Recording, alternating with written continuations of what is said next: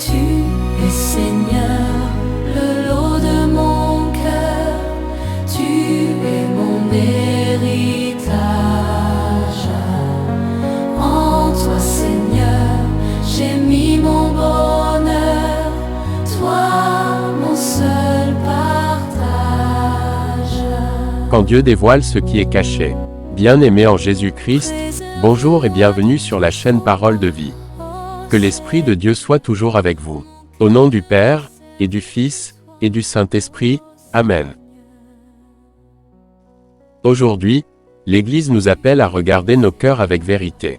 Dans la première lecture, le prophète Nathan expose à David sa faute cachée, un roi puissant confronté à la gravité de son péché. Ce récit n'est pas seulement une histoire ancienne, il nous parle de notre besoin profond de lumière et de miséricorde. Et puis dans l'Évangile, Jésus calme une tempête violente sur le lac.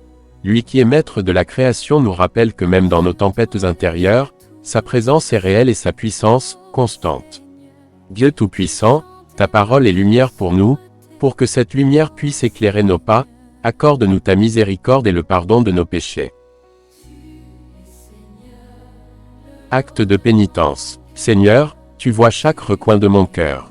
Tu connais mes pensées cachées, mes erreurs, mes doutes et mes peurs. Pardonne-moi les fois où j'ai préféré l'ombre à la lumière, où j'ai fui la vérité, où je t'ai oublié dans les tempêtes de ma vie. Ouvre mes yeux comme tu l'as fait pour David, et fais-moi renaître à ta miséricorde. Qu'aujourd'hui, je choisisse la confiance plutôt que la crainte, et que ma vie devienne un reflet de ton amour. Amen. Frères et sœurs, écoutons attentivement la première lecture. J'ai péché contre le Seigneur. Ouvrons nos cœurs et suivons attentivement ce passage du deuxième livre de Samuel, chapitre 12, du verset 1 à 7a, puis du verset 10 à 17. En ces jours-là, le Seigneur envoya vers David le prophète Nathan qui alla le trouver et lui dit, « Dans une même ville, il y avait deux hommes, l'un était riche, l'autre était pauvre. Le riche avait des moutons et des bœufs en très grand nombre. Le pauvre n'avait rien qu'une brebis, une toute petite, qu'il avait achetée. Il la nourrissait, et elle grandissait chez lui au milieu de ses fils, elle mangeait de son pain, buvait de sa coupe, elle dormait dans ses bras. Elle était comme sa fille.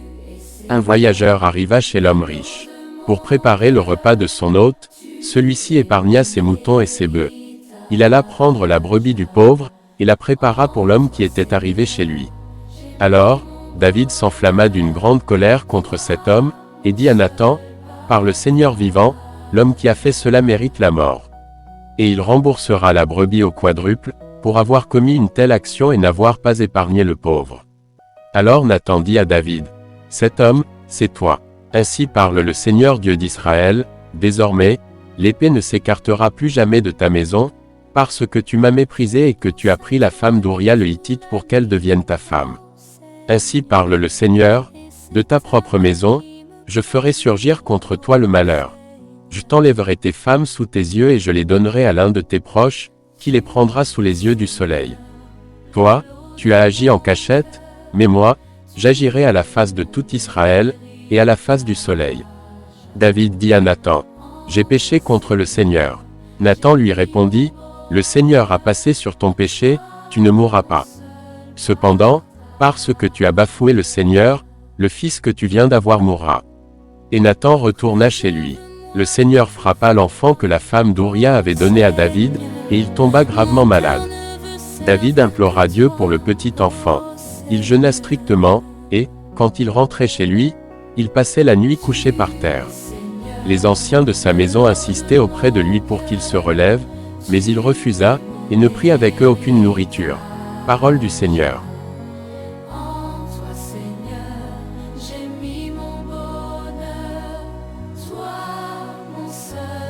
Bien-aimés, écoutons et recitons ensemble le psaume du jour. Crée en moi un cœur pur, ô mon Dieu. Crée en moi un cœur pur, ô mon Dieu, renouvelle et raffermis au fond de moi mon esprit. Ne me chasse pas loin de ta face, ne me reprends pas ton Esprit Saint. Crée en moi un cœur pur, ô mon Dieu. Rends-moi la joie d'être sauvé, que l'Esprit généreux me soutienne. Ô pécheur, j'enseignerai tes chemins, vers toi, reviendront les égarés. Crée en moi un cœur pur, ô mon Dieu. Libère-moi du sang versé, Dieu, mon Dieu sauveur, et ma langue acclamera ta justice. Seigneur, ouvre mes lèvres, et ma bouche annoncera ta louange. Crée en moi un cœur pur, ô mon Dieu. Ô Seigneur, car du tombeau je dois surgir. Ô Seigneur, Frères et sœurs en Jésus-Christ, levons-nous et acclamons l'évangile du jour. Qui est-il donc, celui-ci, pour que même le vent et la mer lui obéissent? Suivons attentivement ce passage de l'évangile de Jésus-Christ selon saint Marc, chapitre 4, du verset 35 à 41. Acclamation, Alléluia, Alléluia. Dieu a tellement aimé le monde qu'il a donné son Fils unique, afin que ceux qui croient en lui aient la vie éternelle. Alléluia. Ce jour-là, le soir venu, Jésus dit à ses disciples, « Passons sur l'autre rive. » Quittant la foule, ils emmenèrent Jésus, comme il était, dans la barque, et d'autres barques l'accompagnaient. Survient une violente tempête. Les vagues se jetaient sur la barque, si bien que déjà elle se remplissait. Lui dormait sur le coussin à l'arrière. Les disciples le réveillent et lui disent, « Maître, nous sommes perdus. Cela ne te fait rien. » Réveillé, il menaça le vent et dit à la mer, « Silence, tais-toi. » Le vent tomba, et il se fit un grand calme. Jésus leur dit, « Pourquoi êtes-vous si craintifs? N'avez-vous pas encore la foi? » Saisis d'une grande crainte, ils se disaient entre eux, « Qui est-il donc, celui-ci, pour que même le vent et la mer lui obéissent ?» Acclamons la parole de Dieu. le jour, la nuit, ô Seigneur, et c'est ta main qui me conduit, ô Seigneur. Très fidèles et enfants de Dieu, que la grâce de l'Éternel soit avec vous. Suivons attentivement cette méditation issue de la liturgie du jour. Franchir la tempête avec un cœur dévoilé. Les lectures d'aujourd'hui dévoilent deux faces d'une même réalité.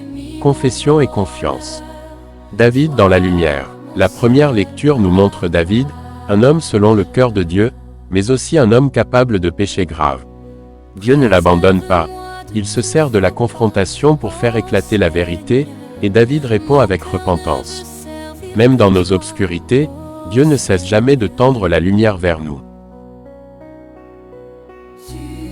Le psalmiste est le cœur pur. Le psaume 51 est l'écho du cœur repentant. David demande à être purifié, non pour être parfait, mais pour être vraiment lui-même devant Dieu, un cœur rénové, prêt à aimer et à servir. La tempête calmée par Jésus. L'Évangile nous renvoie à notre propre vie. Souvent, nous faisons face à des tempêtes, peurs, doutes, difficultés. Mais Jésus est dans notre bateau. Quand les vagues menacent, un seul mot de lui suffit pour apaiser non seulement ce qui nous entoure, mais ce qui est en nous. Il nous invite à une foi plus profonde. Pourquoi peurs-tu? N'as-tu pas encore la foi? Aujourd'hui, Dieu nous invite à mettre nos cœurs à nu, à reconnaître nos manques, nos faiblesses, et à choisir la confiance. Nous pouvons confesser nos péchés, redemander un cœur pur, et nous laisser guider par celui qui commande aux tempêtes. Loué soit Jésus-Christ. Bien-aimés dans la paix du Christ, unissons nos voix et élevons cette prière inspirée par les textes au Dieu Tout-Puissant. Seigneur Dieu, toi qui connais tout de moi, ouvre mon cœur à la vérité sans peur ni détour. Crée en moi un cœur pur, renouvelle en moi un esprit droit. Quand mes tempêtes intérieures grondent, quand mes doutes secouent ma paix, appelle-moi à la confiance.